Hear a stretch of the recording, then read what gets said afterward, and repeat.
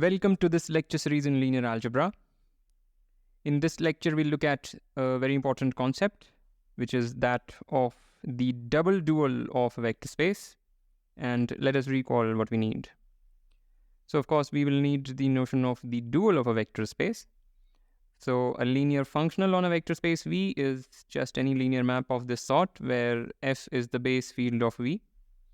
And we define the dual of V as the set of all the linear functionals on V. And it is a simple observation that the dimension of the dual is same as the dimension of the original space, simply because the dimension of this guy is dimension V times dimension F, which is of course same as dimension of V. Okay, here are some problems for practice. This one is marked as star not because it is hard, but because we are going to use it. It says that if we have a vector space V and we fix some vector in it, which has the property that it is killed by every element of the dual, then that vector must be 0. It's a very simple problem. Think about it, and we will use it at one point. All right. So let's define the double dual. Fix a vector space V over a field F. The double dual of V is defined as this vector space. It's the dual of the dual, and hence the name double dual. So that's the definition, but notationally it's more convenient to just write this. So we write this to mean this, which is the definition of the double dual. Just to repeat, it is the dual of the dual.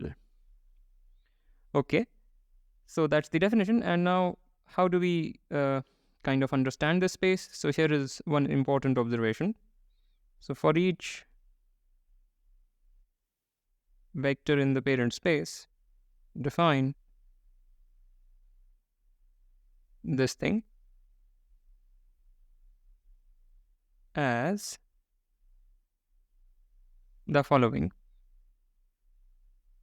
So it takes an element in V star and outputs the value of the element on the vector V. So once again, this is a meaningful quantity because this we are defining as a map from V star to F, and this is an element of V star. So this makes sense because what does this do? This consumes elements of the vector space, the parent space V, and outputs an element of F. So just to make a diagrammatic representation of what we just did, we are defining this map, and it does what? It consumes an element of V star, which is itself a map, and outputs this thing. So that's the definition of phi V, and here is the basic fact. This is linear, which is to say that it is in the double dual. So once we establish that this is linear, this becomes a linear functional on V star, and therefore by definition it will be an element of the double dual. So this is what we want to do. So we need to show two things. One is that if you feed the sum of two linear functionals on V, you get the sum of their outputs. So this is one thing that we need to show. And the other thing that we need to show is the scaling part. So if you scale a linear functional by alpha, you should get this. So this part will be an exercise. We will be doing this one in detail. So here is how it goes. It's a very, very straightforward proof. Let two linear functionals on V be fixed. Okay. Then this thing by definition is the value that F plus G takes on V,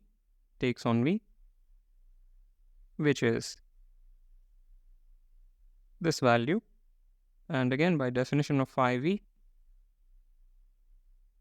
it is this value, and that's it. So we have shown that phi v behaves well or distributes over addition, and this part is resolved. The scaling part is an exercise. So ... You can fill in the details for the scaling part. Okay. Now, what we do is we kind of patch all of this data together. We define a map from capital V to V double star via this recipe. You take a vector and output this element of the double dual. So this is a legitimate map, and the first claim is that it is a linear map. Okay. Again, this is a very straightforward thing. It also has two parts. One is about the addition, the other about scaling. And we will only do the addition part here and leave the scaling part as an exercise. So let u and v be two vectors in V. And what we want to do is show that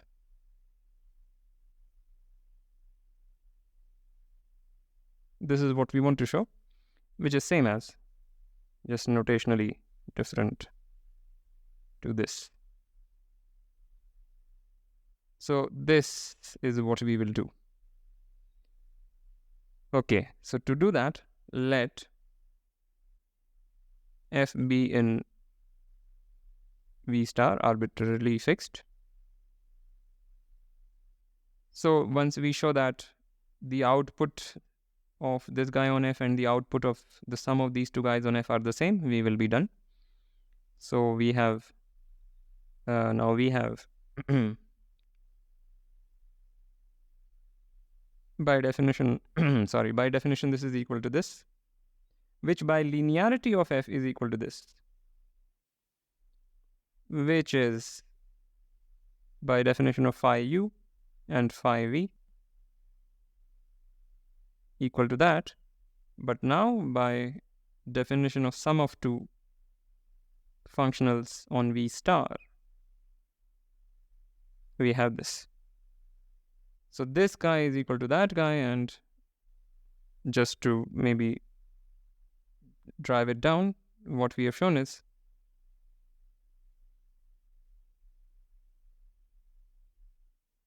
this is what we have shown. This was arbitrarily chosen, and this we established, so this holds for all F, and that is exactly what it means to write this equation, and hence that equation. So the addition part is established, and the scaling part is an exercise, so ... Okay, and now let's move on to this more important thing, which is that this guy is actually a linear isomorphism. We've already shown that it is a linear map, but it is a linear isomorphism. So how do we do this? Well, maybe we will run out of space, but let me try to fit it in here, otherwise we will take an extra page. So how do we prove this? All we need to do is show that this guy has trivial kernel. Why? The dimension of V and the dimension of V double star are the same, because the dimension of a vector space and its dual are the same, and V star being the dual of the dual has the same dimension as V. Sorry, V double star same as the dual of the dual, therefore has the same dimension as V. And therefore, by rank nullity theorem, to establish that capital phi is an isomorphism, we just need to show that the kernel of phi is trivial. So just fix something in the kernel, and we will show that V is 0. But what does it mean to say V is in the kernel? We have this thing is equal to 0, which implies this is 0 for all elements of the dual space, which implies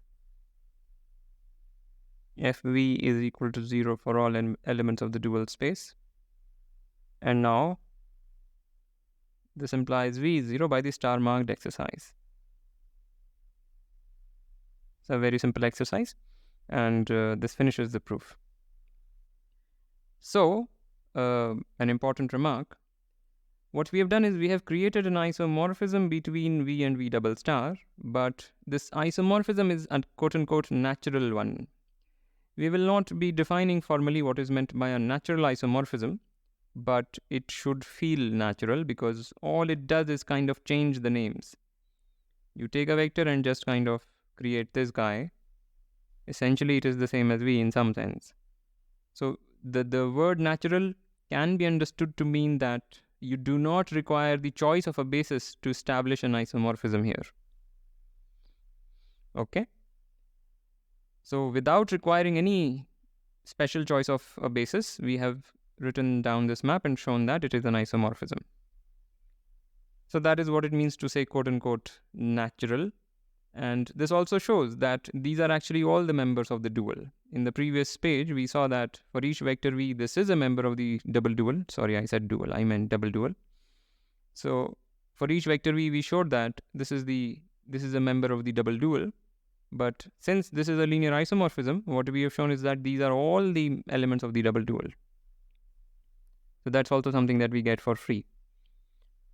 Okay. So we need to remember this identification. This kind of says that the double dual is same as V, just dressed somewhat differently, and this will be a very, very important fact later. Alright, so with that I want to end this lecture. As usual, like, comment, share, subscribe, and I will see you next time.